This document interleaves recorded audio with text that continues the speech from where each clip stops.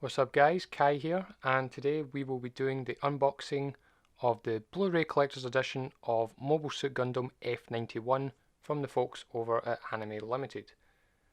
Now again, this is just a small one, since it is just one film, so small collection. So here is the front of the box.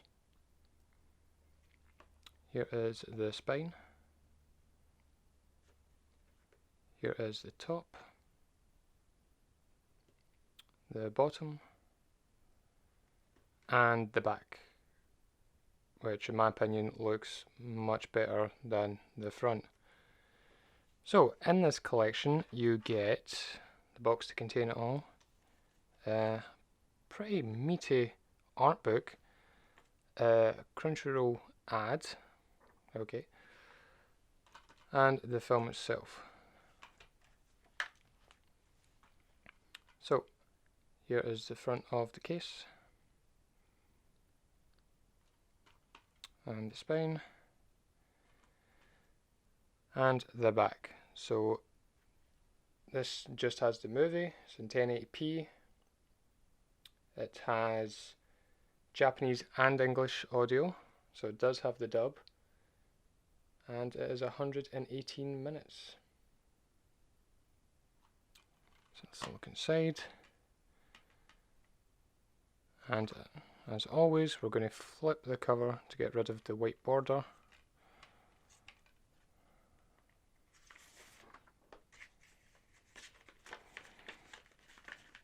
To give us full display of the front cover art.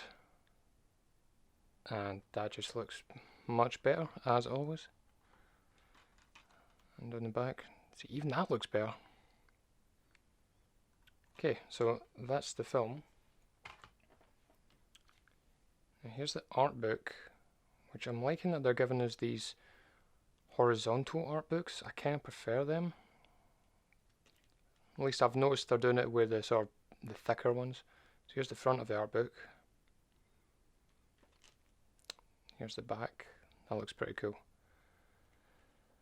And the art book is just your standard characters,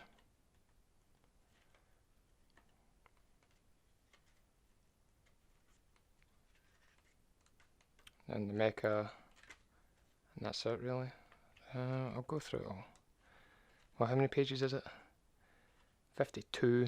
That's not too bad compared to the Gundam Seed one.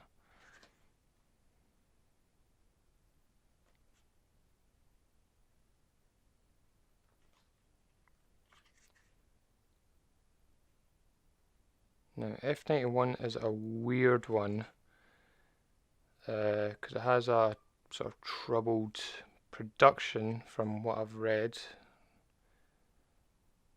So this came out after Char's counterattack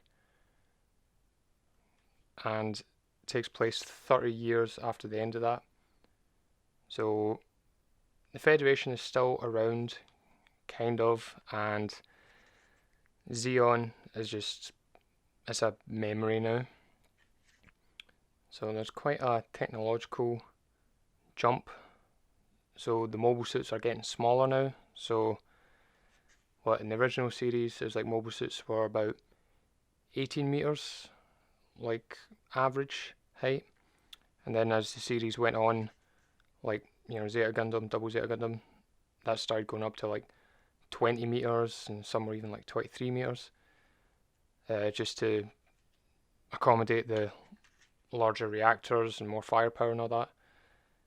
But now in the story, technology is advanced now to where reactors are smaller and they can make suits a lot smaller. So now mobile suits starting in F91, I think average about 15 meters, which is pretty small. And then you'll see that pretty much all suits in like the 90 shows are about 15, 16 meters high. So that's why if you ever get like 1/100th scale model kits, and if you get them from like the original series compared to ones from G Gundam or Gundam Wing, you'll notice that the G Gundam and Gundam Wing ones are a bit smaller. So that's the in-universe explanation as to why the suits are smaller. But the real-world explanation, as far as I understand it, was if they make them smaller, that means the plastic models will be smaller, which means less plastic will be needed, so therefore cheaper to make. That's how I've understood it as the reason why. But also, apparently, this was supposed to be a full series, but then Sunrise were like, nah, just make it a film. So therefore, the film, which I've only seen once, it's not that good. Like, there's a lot of, like, it jumps all over the place, really. Like, the plot, you can follow the plot, but there's, like, it doesn't linger on stuff a lot, and character development is kind of non-existent, and twists happen, like plot twists, and it's like, well, you didn't really earn that because there wasn't really set up for that. And because of that, like, the movie really does suffer. But I have to say, it is a very pretty movie. Like, it does have that movie budget, so therefore everything just looks fantastic. Plus, I have to give it some credit. It answered a question that I've always had. Ever since I've seen the first episodes of the original Mobile Suit Gundam, and you see the Zaku firing its machine gun, and you see an empty shell flying out, I always wondered what would happen if somebody got hit in the head with one of them, and this movie answers that. End result, not good. Gotta be honest, this is my favourite design in the entire movie, the gun tank R44. So it goes from that, transforms into that, which I think is pretty cool. Very retro and classic for like Gundam design, so I quite like it.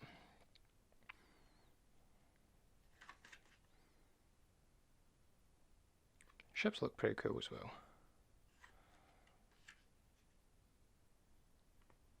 And to be honest, like let's find it back here, the F91 itself is a pretty badass design. Like, I quite like it. I like the beam rifles on its back. Was it the VSBR, the variable speed beam rifles? Like, they look like wings, but they're actually like beam rifles that swing round under its arms. So yeah, it's cool. There are some really good designs. It's just the film does suffer because it's not a series. Like, that's the bad thing about it. So that's the art book. And that's everything really. So to recap, you get the film, you get the art book with a very nice cover, and you get the case to contain it all. Yeah. So that is everything that you get in the F91 Collector's Edition. Again, just a small one. And like I said, it's an interesting entry into the series. Like, would it have been better as a full series instead of a film? Undoubtedly. Like, there's just so much potential here. Characters do seem kind of interesting. The conflict does seem interesting, but there's just not enough there to sort of sink your teeth into to get interested in. I think they expand upon it in manga form, which I haven't looked into yet, but I will at some point, hopefully.